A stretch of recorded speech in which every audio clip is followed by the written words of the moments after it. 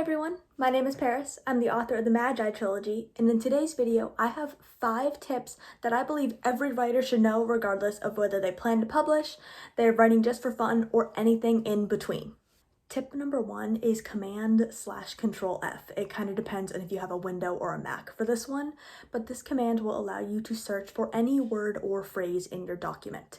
This is very, very helpful for editing, particularly when you are looking for crutch words. A crutch word is when you basically use the same word or phrase very often. For example, instead of saying he stood, I always say he rose to his feet. I don't need that many words to say he stood. So I will use Control F since I'm on a Mac. I will type in rose to and then blank, and I will be able to find everywhere on the document that says it. It will bring me down one at a time, highlight it in yellow, at least on Word, and then I can change it and then move on to the next one. So this is a very helpful tip when you're trying to word slash, when you're looking for a certain scene, when you're looking for something that you're trying to get rid of, replace, when you're just editing, maybe you're changing a character's name, anything like that. It is very helpful if you need to find a specific word or phrase. Number 2, when you hit the proofreading stage, particularly if it's after you've done a lot of edits, it can be very helpful to change the font or the font color or something with the formatting of your book. I don't know why this is, and I don't know who came up with it, but it really, really works. When you change the font, mistakes, typos, grammar issues, little details that you missed are going to pop out at you. So those little teeny mechanical errors, they're really going to start showing up. Somehow when the book looks different, they just show up, and it really, really works. Tip number 3. Try your best not to edit as you go.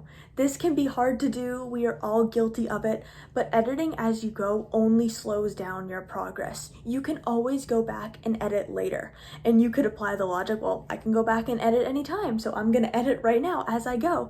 It's gonna slow you down because you're not getting new scenes out, and I'm not to say that editing isn't progress, because it absolutely is progress, but when you're in the first draft, you wanna get that original idea out first, then you can go back and edit, because once you have the full idea out, you can really see everything from a different perspective.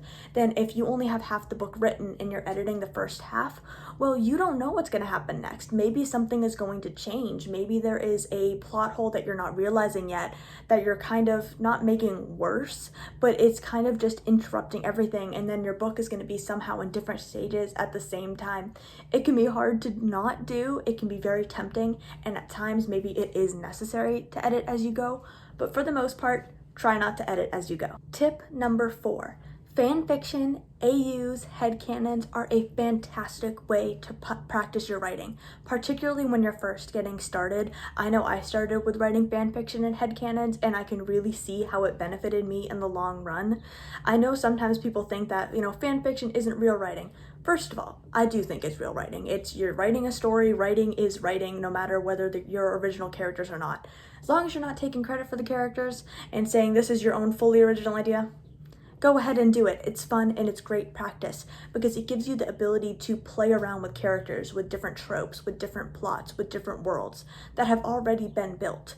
So before you get into creating your own original characters and world building on your own, which can be overwhelming, if you already have that basis of you know how to play with characters now, you know how to move them around, get them to participate in the plot, because you're utilizing characters first that you already are well versed on. You already know these characters because you've read the books and you love the books.